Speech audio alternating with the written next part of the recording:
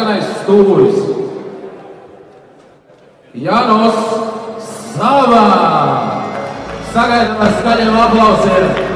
Jānos Žava, ungāru sportists, 37 gadi, profesionālajā boksā debitēja pirms 12 gadiem.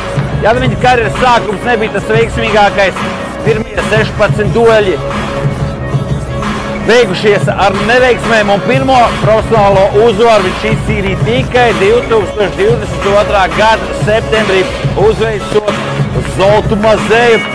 Šī sportistā CV ierakstīja tikai 2 panākumi, 23 aizvadītajās cīņās, 1 neizšķirts un attiecīgi 20 zaudējumi. Savulaik šis sportists pirms 12 gadiem ir krustojis dūrus arī ar Latvijā labi zināmo sportistu, ungāru sportistu Jožefu Nagi, kurš savulaik boksēja ar Mairu Brietu. Jā, Jozefs Nagi savulaik arī pārstāvējis Ungāriju Olimpiskajās spēlēs 1996. gadā. Un tas ir laikam pats nopietnākais pretinieks, ar ko līdz šim šis 37 gadu vecais ungāru sportists ir boksējis. Bet šodien Jānos Žava krustos dūrus ar Latvijas sportistu Gundaru Zinēju.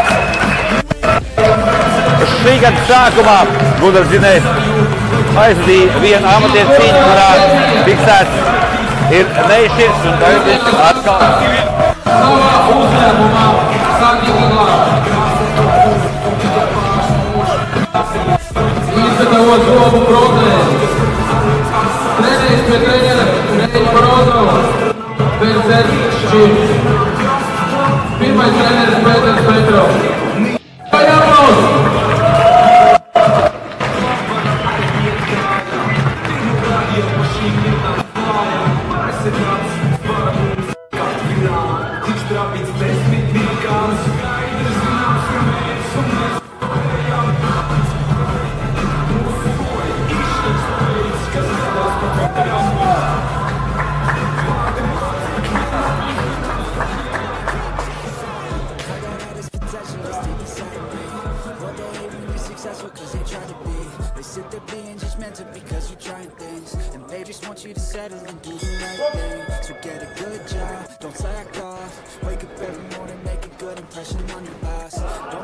Cīņa sāksies, Gundars Zinējs sarkanajos šortos.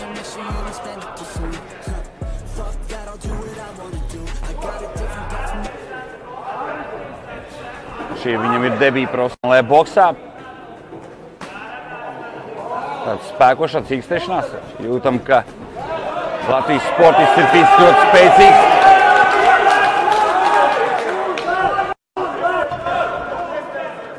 Laslo kaut ko, teiksim tā, strib karst, mēģina mesties virsū Gundaram, bet Gundars ir tehniskāks. Viss ir atkarīgs no tā, kā Laslo turpinās uzvesties. Ja, atvainojos, Jānos Žava, ja viņš turpinās šādā manierē, Gundaram Zinējam nekas cits neatliks, kā cīnīties pret tādiem pašiem noteikumiem, ja tādā pašā manierē, kā to dara Ungārs. Obā korpusā kārtīgi trāpa, kaut gan pats Jānos rāda, ka viss ir kārtībā, īsti šos sitienus nejūt. Jāpiezīmē, ka Gundars Zinējs ir garāks augumā un viņam vajadzētu, gribētu teikt, ka vairāk turēties distancē, vairāk izmantot priekšējo roku un tādā veidā krāt punktus. Bet, laikam,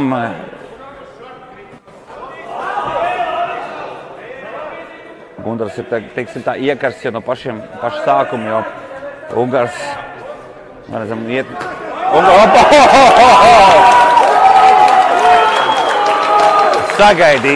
Sagaidīja Gundars ar tādu spēcīgu krēli. Un Jānos Žava ir uz ringa dēļiem. Jānos Žava ir piecēlies, viņš turpinās cīņu. Jānos saka, ka viņam viss ir kārtībā.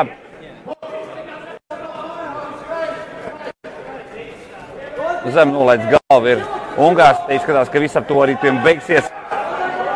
Ungārs vēl nav atjaunojies pēc šī spēcīgā sitiena, kā rezultātā Vaclavs Kadiks viņam atskaitīja knockdown.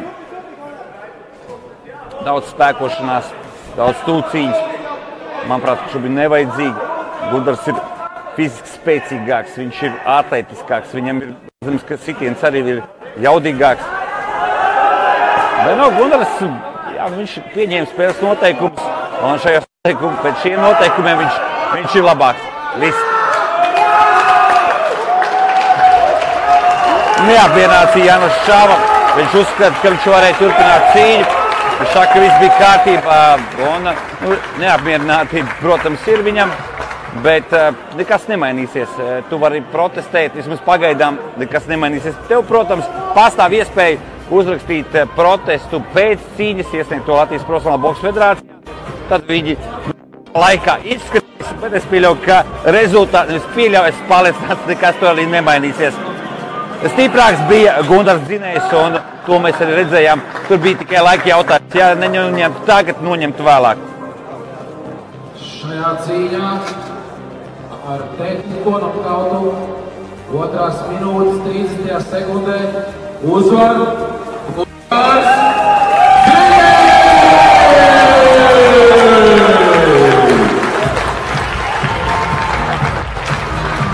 Apsveicam Gundaru Dzinēju. Arī viņš šodien atzīmē uz profesionālā boksa skatuves ar panākumu savā debijas mačā. Gribēju viņam to ķermeni vajag sodīt, tā izskatās. Jā, tāds bija plāns. Pārbaudīt, vai viņš izturēs. Jo ķermenis, kā zināms, acis ķermeni, dabūs pēc tam galvu. Tieši tā, varbūt kaut kā. Tur kamēr, jā. Čau, mamu. Nebija tik traki. Visiem paldies, kas atnāca. Saukasti, zobtehniķis, zobārsti.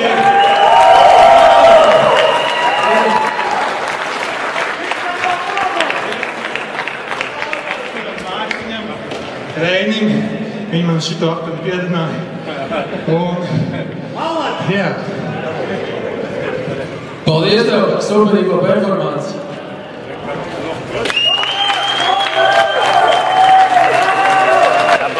Mārtiņš Porozovs, Kaspars Simjonovs, kur kā tikko dzirdējām no Gundara Dzinēja, tieši šie vīri viņi pielauzuši spēr šo soli un debitē. 3 mēnešu laikā mēs visatēsim 1 kilo.